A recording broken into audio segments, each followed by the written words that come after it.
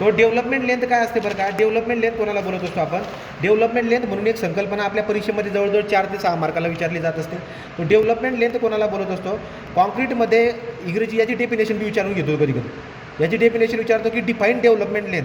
तो काय सांगायचं, ही अशी लांबी आहे जी कॉन्क्रीटमध्ये, ही अशी लांबी आहे स्टीलच्या बारची, ठीक आहे, हा स्टीलचा बार आहे, या स्टीलच्या बारची अशी लांबी जी कॉन्क्रीटमध्ये आपण एम्बेडेड केलेली आहे, कॉन्क्रीटमध्ये आपण फसवलेली आहे. किती लांबी बरं का, तो इतकी लांबी फसवली कॉन्क्रीटच्या सरफेसमध्ये, जेणेकरून जेव्हा पण याला आपण ताणणार तर हा जो बार आहे, हा बार काय व्हायला पाहिजे, ब्रेक होऊन यायला पाहिजे. कळालं का, तो जेवढी लांबी तुम्ही मध्ये केली तो बार तुटायला पाहिजे, ठीक आहे. त्याला आपण डेव्हलपमेंट लेंथ म्हणत असतो. मग डेव्हलपमेंट लेंथ फाइंड आउट करण्यासाठी आपल्याकडे जनरल एक्सप्रेशन असतो. तुम्हाला 2 मार्कासाठी प्रश्न तरी विचारतो तो, काय म्हणतो तो की write the expression for development length. तो डेव्हलपमेंट लेंथचं एक्सप्रेशन सांगून त्यांचं प्रत्येक नोटेशन सांगायचं असतं. असा प्रश्न विचारतो बघा, give expression for development length along with notation use in. तो तुम्हाला डेव्हलपमेंट लेंथचा फॉर्म्युला विचारतो आणि प्रत्येकाचा मिनिंग विचारतो. मग आपल्याकडे एक जनरल फॉर्म्युला आहे डेव्हलपमेंट लेंथचा. काय आहे तो formula, LD is equal to 0.87 FY into pi divide by 4 time tau BD.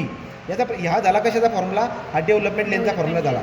LD कोणाला बोलतो आपण, तो LD असते डेव्हलपमेंट लेंथ, LD असते डेव्हलपमेंट लेंथ, ठीक आहे. नंतर FY काय असतो, FY असतो ग्रेड ऑफ स्टील, ठीक आहे. फाय काय असतो, डायमीटर ऑफ बार, आणि नंतर टाऊ BD काय असतो, बॉन्ड स्ट्रेस. असं तुम्ही लिहिलं तर तेव्हा अजून तो 2 मार्काचा क्वेश्चन कंप्लीट होऊन जातो. परंतु तुमच्या लक्षामध्ये राहायला पाहिजे की हा जो पण फॉर्म्युला बनवलेला आहे हा कोणासाठी असतो, plain bar in tension.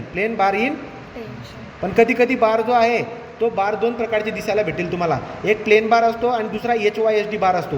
HYSD म्हणजे त्याच्यावरती थ्रेड असतात. प्लेन बार म्हणजे आपला खिडकीचा जो प्लेन रॉड आहे तो वाला, तो प्लेन बार आणि HYSD असे 2 बार असतात. आणि ॲक्शन 2 आहेत, एक टेन्शन आणि एक कॉम्प्रेशन. तो त्यामुळे आपल्याला हे फॉर्म्युले वेगवेगळे दिसायला भेटत असतात.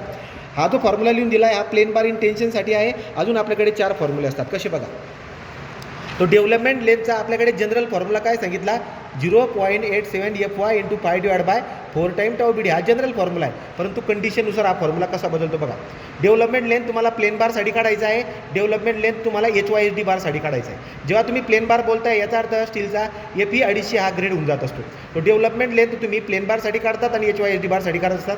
प्लेन बारसाठी काढता याचा अर्थ स्टील कोणता आहे, FE 250 वाला. HYSDसाठी काढता येतो तो बार कोणता आहे, FE 415, FE 500. तर आता माझ्या लक्षामध्ये काय येईल बरं का, की प्लेन बार जेव्हा मी बोलतोय तो FE 250 बोलतो. पण प्लेन बारवरती देखील 2 ॲक्शन असतात, एक टेन्शन आणि एक कॉम्प्रेशन. तर मग आता आपल्या लक्षामध्ये राहायला पाहिजे की जेव्हा FE 250 म्हणजे प्लेन बार जेव्हा टेन्शनमध्ये राहणार तेव्हा डेव्हलपमेंट लेंथचा फॉर्म्युला जनरल फॉर्म्युला राहतो. सांगायचं तात्पर्य काय आहे की प्लेन शब्द आणि टेन्शन शब्द या दोघांसाठी आपला जनरल फॉर्म्युल्यामध्ये कोणत्याही मोडिफिकेशन करायची गरज पडत नाही. तो प्लेन आणि टेन्शन या दोघं शब्दासाठी फॉर्म्युला ॲज इट इज राहील.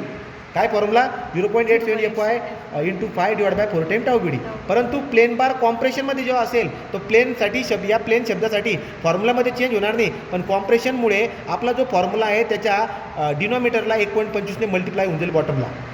तो कॉम्प्रेशनसाठी 1.25 फॅक्टर येऊन जातो, ठीक आहे. पलीकडे येऊया, HYSDचा बार टेन्शनमध्ये असू शकतो किंवा HYSDचा बार कॉम्प्रेशनमध्ये असू शकतो. HYSDचा बार जेव्हा टेन्शनमध्ये असेल तर तुम्हाला माहिती आहे की टेन्शन आणि प्लेन या दोघांसाठी काही बदलाव होत नाही. पण HYSDचा बार आहे त्यामुळे HYSD या शब्दामुळे आपला जो फॉर्म्युला आहे त्याच्यामध्ये 1.60 मल्टिप्लाय होईल. म्हणजे काय शिकायला भेटते, कॉम्प्रेशन या शब्दामुळे 1.25 ने मल्टिप्लाय होतो डिनॉमिनेटरला, आणि HYSD म्हणजे FE 415 किंवा FE 500 जर का बार असेल तर त्या केसमध्ये 1.60 फॅक्टर होतो, ठीक आहे. तो टेन्शनसाठी काही फॅक्टर लावायची गरज नाही. पण HYSD जर का असेल तर आपला जो फॉर्म्युला आहे 0.87 FY into pi divide by 4 time tau BD, HYSDमुळे 1.60 multiply होईल.